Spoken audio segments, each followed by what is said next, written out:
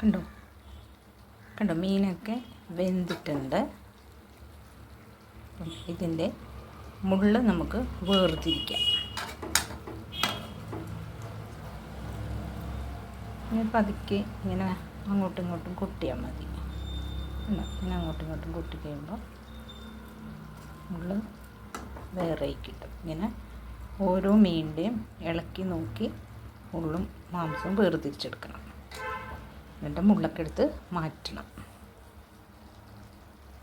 ചാള പീര പറ്റിക്കാൻ വേണ്ട കൂട്ടുകൾ നമുക്ക് അടുപ്പത്ത് വെക്കാം.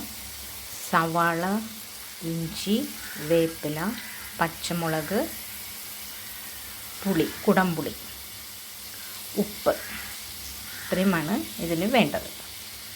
നമുക്ക് നന്നായിട്ട് മൊരിയിക്കാം.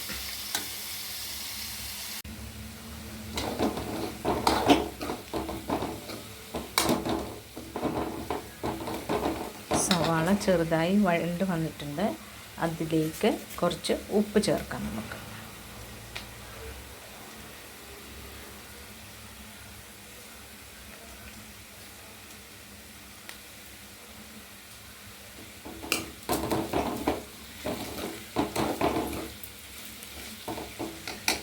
അതിനുശേഷം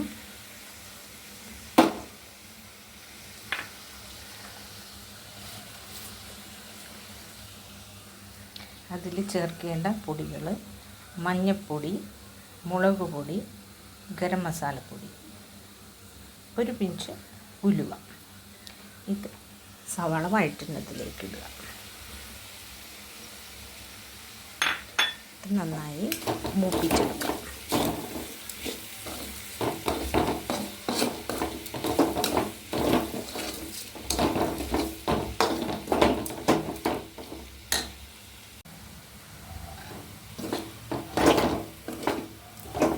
സവാള നന്നായി വഴണ്ട് വന്നിട്ടുണ്ട്.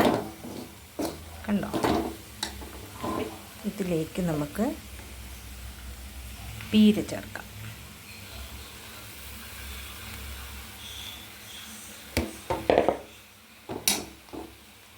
പീരയും മസാലയായിട്ട് നന്നായി മിക്സ് ആവട്ടെ.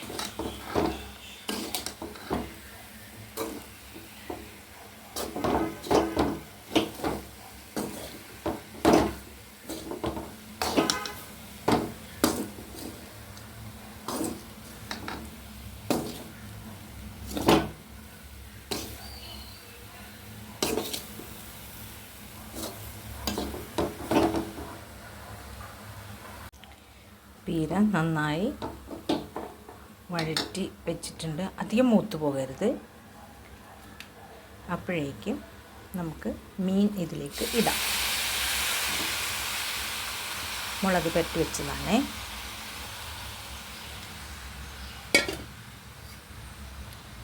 ഇതിലേക്ക് ലേശം വെള്ളം ഒഴിക്കാം.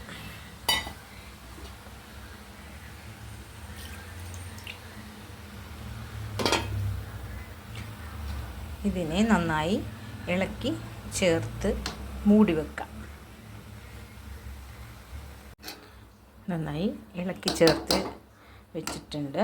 ഇനി അത് നമുക്ക് മൂടി വെച്ച് വേവിക്കാം. നേരി തീയിലിരുന്ന് വേവട്ടെ. കണ്ടോ?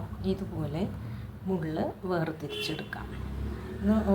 വെന്ത് കഴിയുമ്പോൾ അതിൻ്റെ വാലിൻ്റെ ഭാഗത്തുനിന്ന് മാംസം വരും. എന്നിട്ട് ആ വാലിൽ പിടിച്ച് ആ സ്പൂണിൻ്റെ വക്കിൽ 2 കൊട്ട് കൊട്ടിയാൽ ആ തല ഭാഗത്തുള്ള മാംസം അടന്ന് ചട്ടിയിൽ കിടന്നോളും. അപ്പോൾ നമുക്ക് മുള്ള് വേറെയിട്ടും ഉണ്ടാവും. ഇതുപോലെ മാംസങ്ങളായിട്ട് കിട്ടും. ഇപ്പോൾ വെന്തിട്ടുണ്ട്. ഒന്ന് മൂടി വെച്ച് ജസ്റ്റ് ഒന്ന് ആവി കയറ്റി നമുക്ക് സ്റ്റൗ ഓഫ് ചെയ്യാം.